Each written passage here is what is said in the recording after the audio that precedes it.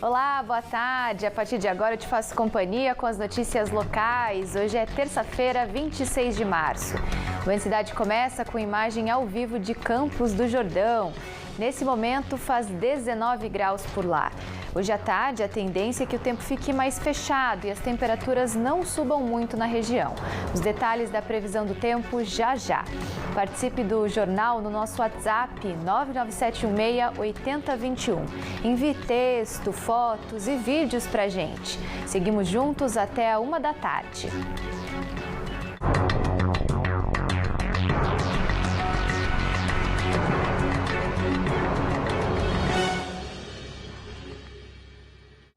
Pelo menos 10 cidades da região já decretaram situação de emergência em saúde por causa da dengue.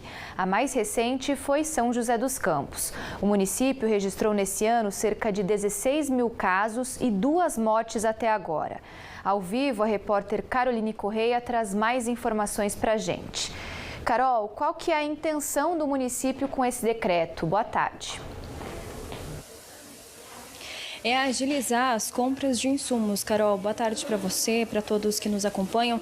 Então, a Prefeitura de São José dos Campos decretou essa situação de emergência. O Estado de São Paulo já tinha decretado e para ter acesso a algumas formas mais fáceis, para não precisar de licitação para comprar alguns insumos, a Prefeitura também precisava decretar, então, essa medida. Então, essa foi a última cartada, da Prefeitura de São José dos Campos diante desse aumento de casos. Daqui a pouco eu vou voltar para conversar com a secretária de saúde aqui do município para falar mais sobre esse assunto. Volto com você no estúdio.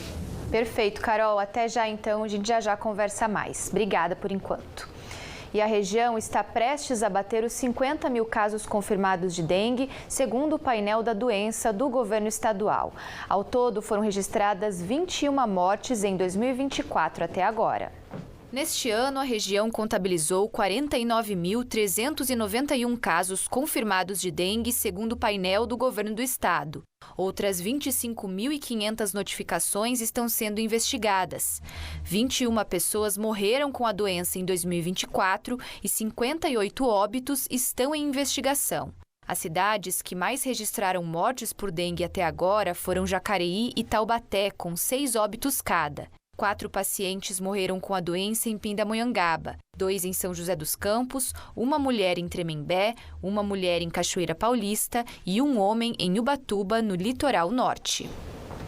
As cidades de Taubaté e Caraguatatuba começaram hoje a vacinação contra a gripe, um dia depois do início da campanha em todo o estado.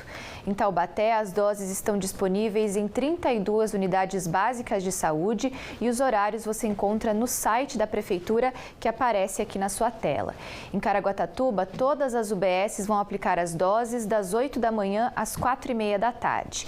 Nessa primeira fase, a campanha é voltada para grupos prioritários, entre eles crianças de 6 meses a 6 anos, pessoas com mais de 60 anos, gestantes, trabalhadores da saúde e professores, entre outros. Ontem, o estado informou o repasse de mais de 330 mil doses para a nossa região. A polícia prendeu um homem suspeito de assaltar uma mulher motorista de aplicativo em Taubaté no início do mês. Durante o crime, ela foi enforcada e feita refém. Na apuração do caso, a Delegacia de Investigações Gerais identificou o autor e o suspeito foi encontrado nesta segunda-feira em casa. Também foram apreendidas as roupas que ele usou no momento do crime. O caso aconteceu na madrugada do dia 7 de março. O suspeito se passou por passageiro de uma corrida de aplicativo que teria destino à cidade de Pindamonhangaba. No trajeto, o homem chegou a agredir e enforcar a vítima com um cordão, além de manter ela refém por cerca de 2 horas. O criminoso havia levado o veículo, dinheiro, celular, documentos e cartões da motorista. Segundo a polícia, até agora somente uma quantia em dinheiro foi recuperada. Em Taubaté, uma câmera de segurança flagrou um catador de material reciclável furtando uma tampa de galeria de águas pluviais no bairro Campos Elíseos.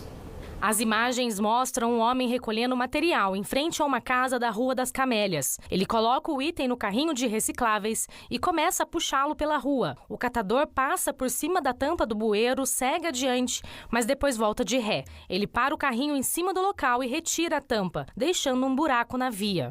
O flagrante aconteceu às 3h33 da madrugada de ontem. Ainda em Taubaté, um motorista de 59 anos de uma empresa do Distrito Industrial Piracangaguá morreu na tarde de ontem depois de ser prensado por um caminhão dirigido por um homem de 37 anos. A vítima chegou a ser socorrida à UPA do bairro Santa Helena, mas não resistiu aos ferimentos.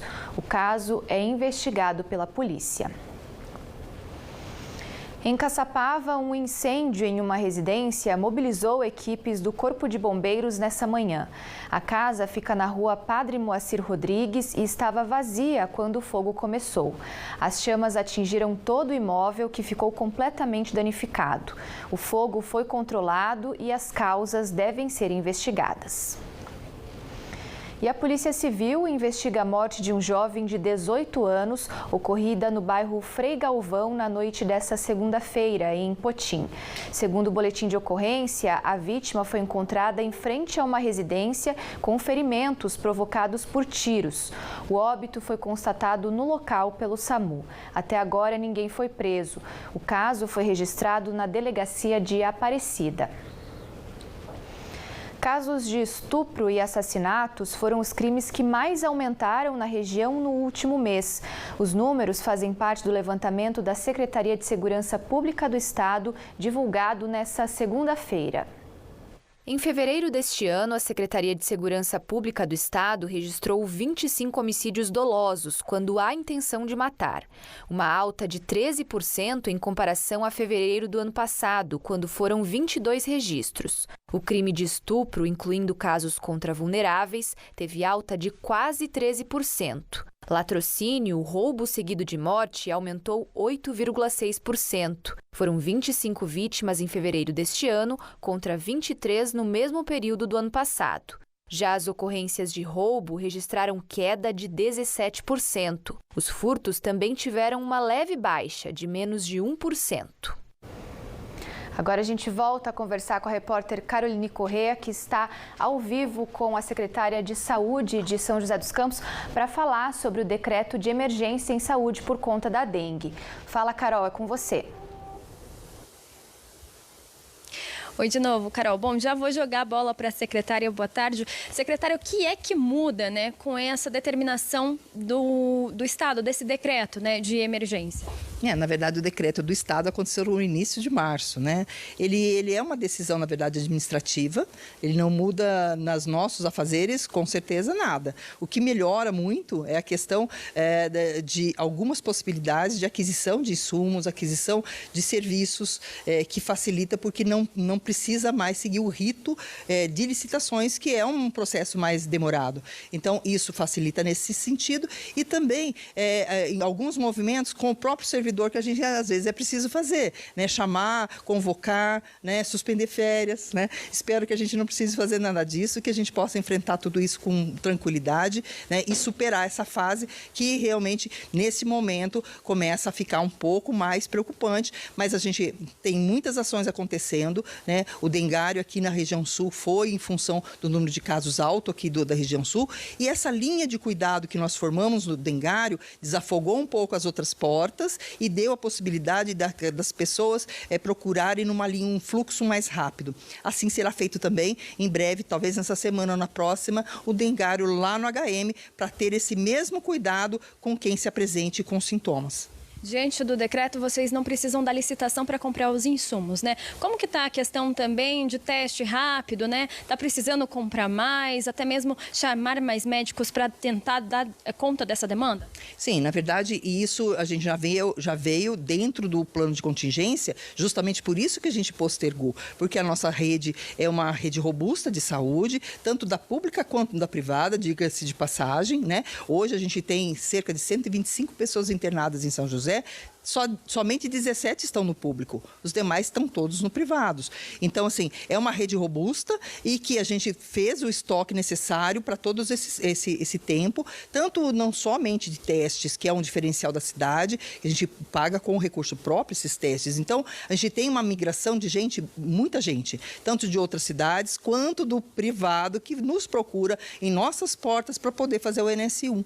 Então, com certeza vai possibilitar essa compra, a gente tem estoque, mas talvez tenha que ser reforçado, e a possibilidade, sim, de aumentar nossas portas, aditando os contratos das OS para que tenha mais médicos e que flua com mais tranquilidade. Perfeito. Secretária, obrigada pelas informações. Então é isso, Carol. E a Prefeitura segue fazendo ações de combate à dengue. Volto com você aí no estúdio.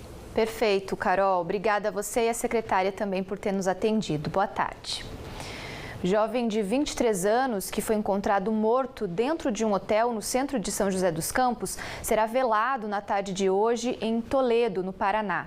A informação foi confirmada pela família de Vinícius Iude Quirara da Silva, que era estudante da Universidade Estadual do Oeste do Paraná. Ele estava no Vale do Paraíba para participar de uma competição nacional de universitários de engenharia. O caso aconteceu no último domingo. Segundo a SSP, a PM foi acionada por testemunhas que relataram que o jovem começou a roncar muito alto e que estava com a língua enrolada. O resgate foi acionado, mas o estudante não resistiu às tentativas de reanimação. Exames para detectar a causa da morte e também o laudo toxicológico foram solicitados pela investigação. E segue internado na UTI em coma induzido o policial que estava em uma viatura da PM Ambiental que capotou na rodovia Carvalho Pinto. A notícia é um dos destaques do portal bandvale.com. Segundo a corporação, a vítima está no Hospital Municipal de São José dos Campos e fez uma cirurgia para conter uma hemorragia, que foi bem sucedida.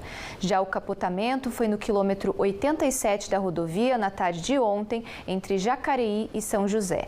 A dinâmica do acidente ainda não foi divulgada.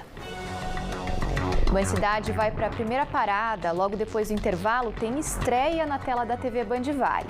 É o projeto Nossa Cidade que dá o pontapé inicial na cobertura das eleições municipais desse ano. É a Band saindo na frente com reportagens sobre a gestão pública das cidades da nossa região. Eu volto já já.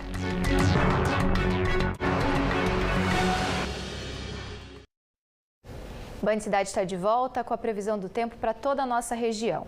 Hoje vai ser mais um dia com temperaturas mais baixas. À tarde, as máximas variam entre 24 e 28 graus. Os detalhes estão aqui no nosso telão. Em Paraibuna, a máxima hoje deve chegar aí aos 26 graus, dia nublado por lá, sem previsão de chuva. Já em São José dos Campos, pode ter uma chuva fraca e a máxima aí alcançando os 27 graus. Em Roseira, mesma situação, chance de chuva fraca e a máxima aí chegando aos 27 graus na cidade. Próxima tela, separamos mais algumas cidades para mostrar para você. Olha só, em Guaratinguetá, máxima de 27 graus, por lá pode chover um pouco mais ao longo do dia. Em Cunha, chuva fraca e a máxima alcançando os 24 graus ao longo aí dessa terça-feira, temperaturas um pouco mais amenas por lá. Em São Bento do Sapucaí, na Serra da Mantiqueira, máxima de 26 graus, também com possibilidade de chuva fraca. Agora a gente tem aquele panorama e também a tendência para os próximos dias, né, em São Sebastião, no litoral norte. Hoje a máxima chega aos 28 graus na cidade, tem possibilidade de chuva fraca e amanhã mesma situação, né? Sol até aparece, tem chance de chuva, máxima aí alcançando os 25 graus, temperaturas então um pouco mais baixas nessa quarta-feira.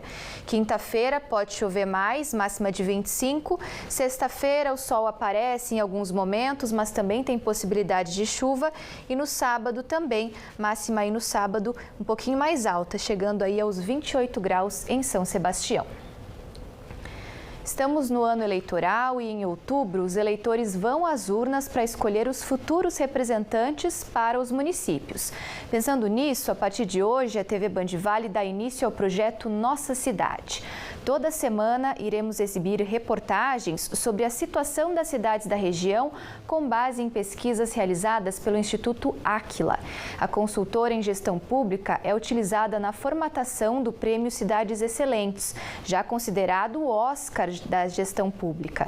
A área escolhida para essa primeira matéria gera sempre muitas reclamações por parte da população: saúde pública.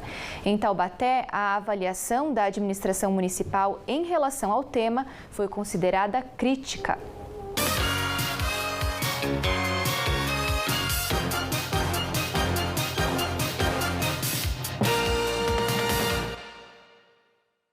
Angústia é o sentimento que tomou conta do coração da Denise, mãe do Nicolas, de 11 anos. Ele necessita urgentemente de uma cirurgia para a retirada do pino no joelho. Ele estava tendo acompanhamento até o ano passado. Só que com a paralisação, ele parou o atendimento e eu não tenho retorno mais do HMUT. Eu já fui para vários lugares para tentar conseguir para ele, então, pelo menos uma vaga em outro lugar, e eles não deixam, eles não autorizam. Nicolas tem deformidade em valgo no joelho direito. Após uma queda, a família descobriu a doença. Sem a cirurgia, não é possível trazer normalidade à vida da criança. A minha preocupação é que ele não está tendo acompanhamento médico, eu não consigo consulta, e ele está se restringindo pelas atividades que ele tem para fazer e ele não pode. Ele não pode brincar com qualquer coisa, de escola também e amigos. Porque não é todos os amigos que querem ficar perto dele por causa do problema que ele tem. Nicolas e tantas outras pessoas tiveram consultas e cirurgias canceladas com a suspensão dos atendimentos do HMUT, o Hospital Municipal Universitário de Taubaté, em agosto do ano passado, devido à falta de repasses financeiros. A crise na saúde que assola a cidade afetou também as unidades de pronto atendimento e exames oferecidos à população. Não é de hoje que a saúde do município tem sido alvo de reclamações. Uma pesquisa do Instituto Áquila, uma consultora em gestão pública, mostrou que a saúde de Taubaté está com um índice crítico. Recebeu nota 39 numa escala que vai até 100. A pesquisa tem o intuito de ajudar a administração pública a melhorar os serviços oferecidos à população. Em 2020, por exemplo, Taubaté tinha pontuação de 38,31 na saúde e bem-estar pela análise da pesquisa. Em 2021, foi para 39,7 e em 2022 aumentou para 40,4 pontos, mas nunca deixou a pontuação crítica apontada pelo Instituto. O que a gente tem hoje é um problema de informatização dentro do nosso sistema, qual a gente está correndo atrás já faz alguns anos já de melhoria do nosso sistema, porque o sistema que alimenta toda a parte do Previne Brasil, dentro da parte de vacinação, então esses são dados que são transmitidos através de um sistema. Um dos pilares avaliados na pesquisa que Taubaté apresentou baixo desempenho foi a cobertura da atenção básica. Eles usam só o SF como base, nós temos muitas unidades como o PAMO, então a gente tem uma demora quando um médico falta, ou ele tem um atestado, ou ele entra de férias. Esse período ele fica sem o médico da equipe, então ele vai ter esse período de desatenção. A retomada dos atendimentos no HMUT e a contratação de mais médicos são as principais demandas da Secretaria neste ano. Terminamos o pagamento do que é entendido da Prefeitura como dívida. Quarta-feira tem uma reunião com a doutora Fabiana já junto ao hospital, onde a gente vai negociar a reabertura. A princípio, a reabertura dos leitos clínicos, porque são uma demanda de necessidade por causa da dengue, por causa dos pacientes hoje em UPAs, que estão ficando um pouco mais tempo dentro disso por causa de uma desassistência. E acreditamos que até abril aí a gente está reabrindo a ortopedia e reabrindo algumas cirurgias oncológicas. Para a população, a saúde tem muito a melhorar. O atendimento é demorado, a gente não consegue as consultas nas datas que a gente precisa. Já fez 8 meses que estou na fila de espera, esperando exames cardiológicos, que eu não consegui até agora. Eu acho assim que precisa de mais atenção para o povo taubatiano devido à saúde. Precisa muito, está muito a desejar.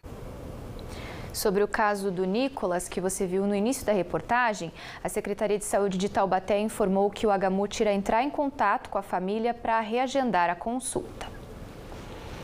A Câmara de São Bento do Sapucaí aprovou na noite de ontem a abertura de uma comissão processante para investigar possíveis irregularidades na permissão do camarote do evento Expo Gaben 2023. A prefeita Ana Catarina Bonassi será notificada para apresentar sua defesa sobre o caso, que deve ocorrer no prazo de 10 dias. Procurada, a chefe do executivo ainda não retornou o pedido de posicionamento. Hora de saber o que o público está comentando no nosso WhatsApp, 997168021. Anote o número, salve no celular para você poder interagir com o Band Cidade. Pode ser uma mensagem, uma sugestão ou uma queixa também. Bora ver então quem participa do Band Cidade de hoje? Ricardo de Cunha escreveu o seguinte: nota 10 para o Band Cidade, Cunha está ligado no jornal. Que bom ter a sua companhia, Ricardo. Obrigada, viu? Conte com a gente quando precisar de alguma coisa, viu? Agora a mensagem do Peterson, de Lorena. Parabéns pela excelente programação todos os dias, nos deixando bem informados dos acontecimentos da nossa região. Legal, pelo visto o Peterson não acompanha só o Band Cidade, né? E sim toda a nossa programação local, que segue aí ao longo da tarde. Obrigada aí pela sua mensagem. Agora a mensagem da Tatiane de São José dos Campos. Boa tarde, na linha 237 do bairro Novo Horizonte foi cortado o ônibus articulado aos sábados e já era muito lotado. Colocaram um coletivo que muitas vezes está com apenas uma porta para descer. Podem me ajudar? Tatiane, a Prefeitura de São José dos Campos disse por meio de nota que não utiliza os ônibus articulados na linha 237 aos fins de semana porque o número de passageiros é reduzido. Mesmo assim, o município informou que uma equipe técnica de operações vai analisar o pedido para implantar possíveis melhorias. Tá aí o retorno para você. Obrigada também pela sua participação. Band Cidade vai agora para a segunda parada. Eu volto em 2 minutinhos. Fique com a gente. Agora a hora certa para você, 12h52.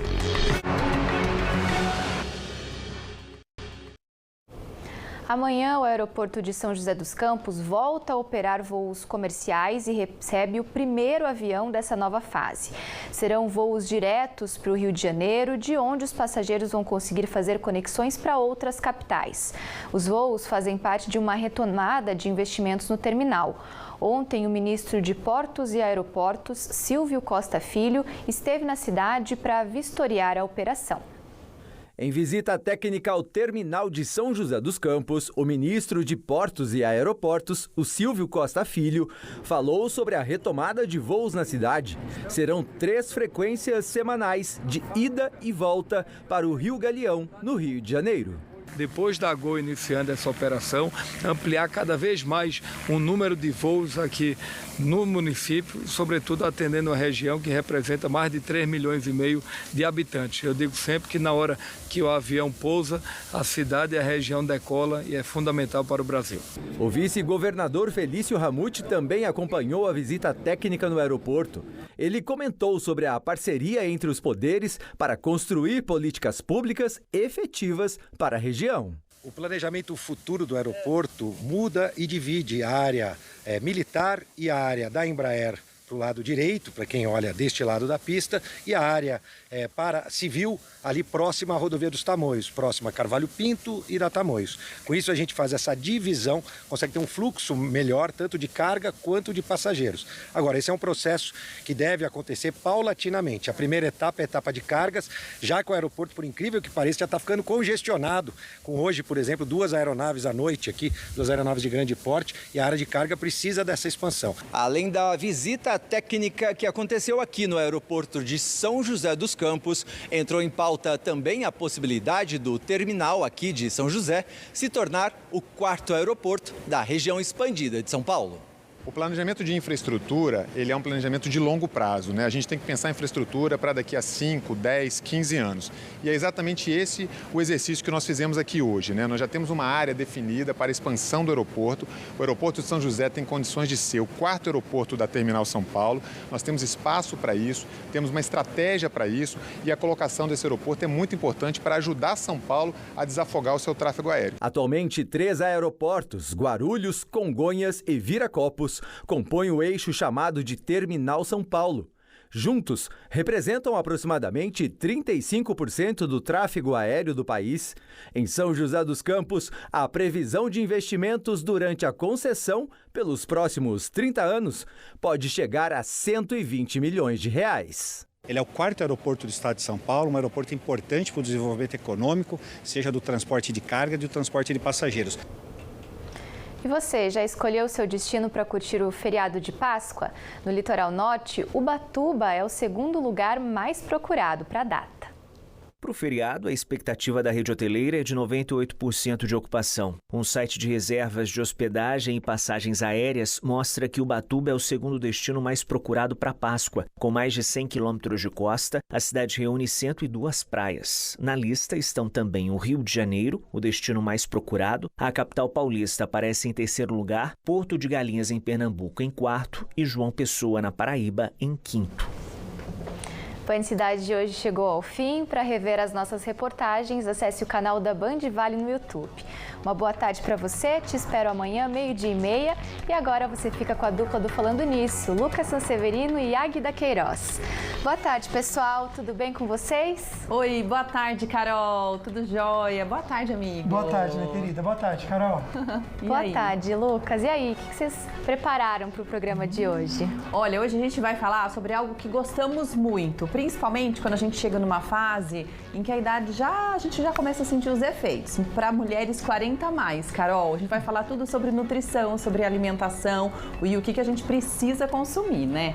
Legal, então vai ter assim muito assunto para conversar hoje, pelo visto, né? Beleza, bem-estar, alimentação. Claro. Eu acho que também essa questão de o que investir mais na alimentação, né? Qual que é a necessidade naquela idade para a mulher que geralmente ela precisa comer mais? Vai ser bem legal, Carol. Legal, gente. Então, ótimo programa para vocês, viu? Beijão, até amanhã. Um beijo.